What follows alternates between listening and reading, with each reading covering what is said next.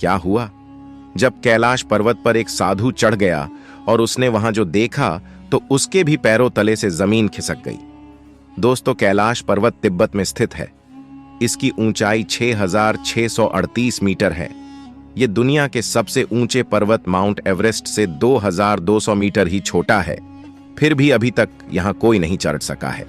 धर्मगुरु इसके पीछे अलौकिक शक्ति को वजह बताते हैं, जबकि वैज्ञानिकों के लिए कैलाश एक रहस्यमयी जगह है। भूत प्रेत और नागों के देवता कहलाने वाले शिव की महिमा एकदम निराली है। वो जग कल्याण के लिए, विषपान तक के लिए नहीं डरे। ऐसे ही दयालु और भक्तों के प्रिय शिव का धाम है कैलाश पर्वत। पुराणों के अनुसार भोलेनाथ यहां अपने पूरे परिवार पार्वती, कार्तिकेय और गणेश के साथ रहते हैं। दोस्तों, आगे बढ़ने से पहले सच्चे सनातनी और महादेव के भक्त इस वीडियो को एक लाइक करके कमेंट बॉक्स में हर हर महादेव जरूर लिखे। साधु, सन्यासी व अन्य लोग मोक्ष की कामना के साथ कैलाश पर्वत आते हैं।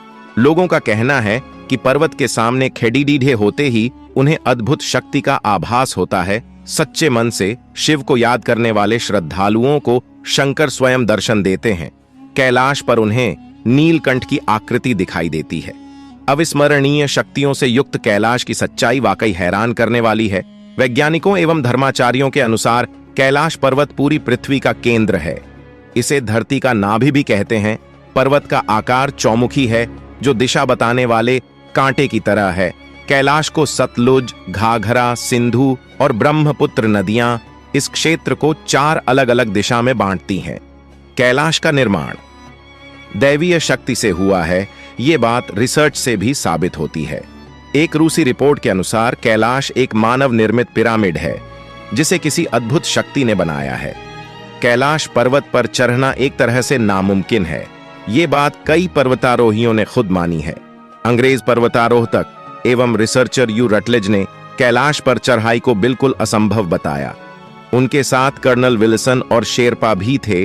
रूस के पर्वतारोही सर्गे सिस्टियाकोव के अनुसार कैलाश पर चढ़ना बहुत मुश्किल है। जब वे पर्वत के एकदम सामने पहुंचे, तभी उनका दिन तेजी से ढकने लगा।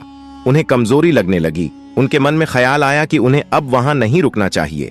कैलाश पर चढ़ना इसलिए भी असंभव है क्योंकि वहां पर्वतारोहियों को दिशा भ्रम हो जाता है।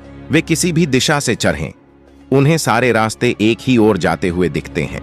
कई पर्वतारोहकों का मानना है कि दैवीय शक्ति से पहाड़ की दिशा अपने आप बदल जाती है।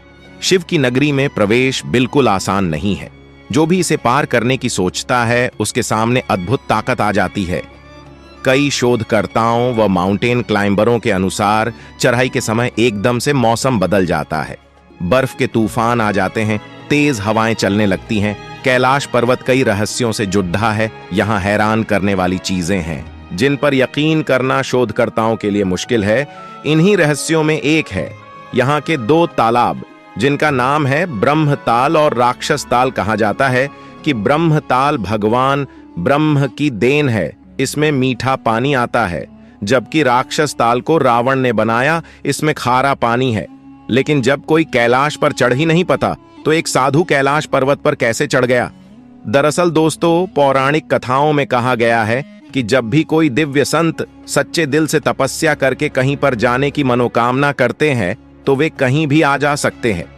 ये कहानी है तिब्बत के मिलारेपा जी की, जो कि एक दिव्य संत थे। ऐसा कहा गया जाता है कि वे इस कैलाश यात्रा में सफल रहे थे। मिलारेपा जी महान संतों की श्रेणी में आते हैं। ऐसा कहा जाता है कि मिलारेपा जी ने अपनी साधना को पूर्ण करने के लिए कैलाश पर्वत की यात्रा की थी। मिलारेपा एक ऐसी हस्ती है जो आज पूरी दुनिया लिए एक प्रेरणा प्रतीक बन चुके हैं। तिब्बत की नगरी इनके जैसे संत को पाकर धन्य हो गई है। ना ही केवल तिब्बत के, लेकिन पूरी दुनिया के लिए एक बड़ी हस्ती के रूप में प्रसिद्ध है। ऐसा कहा जाता है कि तिब्बत की भूमि पर ऐसे कई संत हैं जिन्होंने अपनी जिंदगी में कई महान कार्य किए हैं। तिब्बत की धरती शिक्षण और मानवीय चेतनाओं के लिए समर्पित है।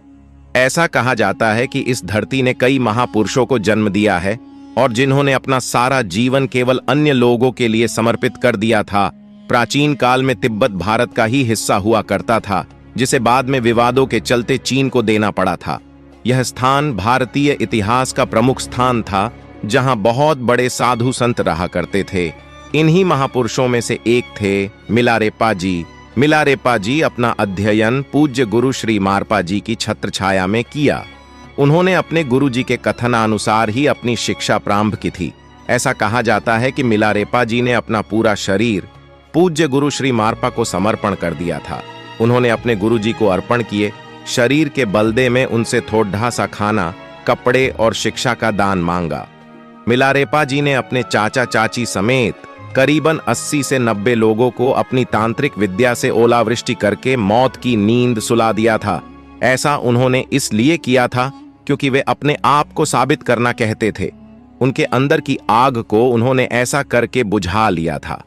ऐसा कहा जाता है कि मिलारेपा जी जब 7 साल के ही थे जब उनके पिता श्री की मृत्यु हो गई थी, और पिता की मृत्यु के पश्चात उनके घर में उनकी माता, बहन और वे खुद रहते थे। ऐसा कहा जाता है कि उनके चाचा जी ने उनके पिता के हिस्से की संपत्ति भी हड्डी ली, जिसका बदला उन्होंने अपने चाचा जी से ले लिया था। उनकी माता जी को कई परेशानियों से जूझना पड़ा।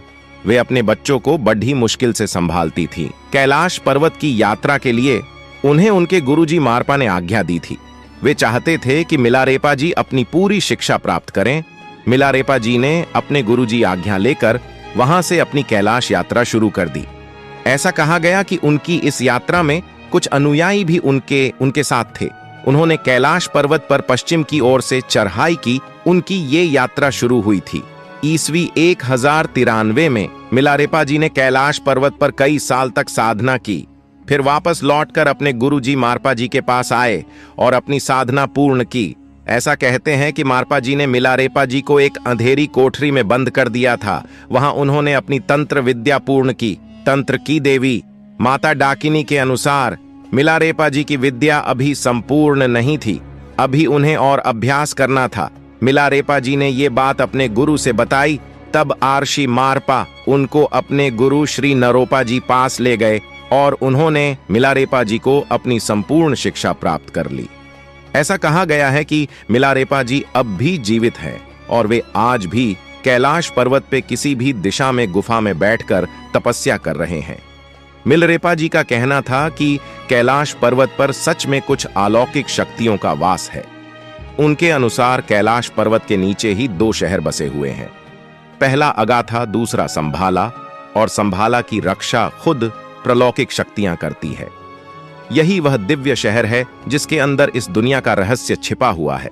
संभाला में से ही स्वर्गलोक जाने का कोई रास्ता छिपा हुआ है, जहां से पांडव भी स्वर्ग गए थे जब श्री कृष्ण ने उन्हें यहां का रास्ता बताया था। संभाला के बारे में कहा जाता है कि यहां पर किसी की मृत्यु नहीं होती और इस दुनिया का दूसरी दुनिया से कनेक्ट होने का यही एक जरिया है।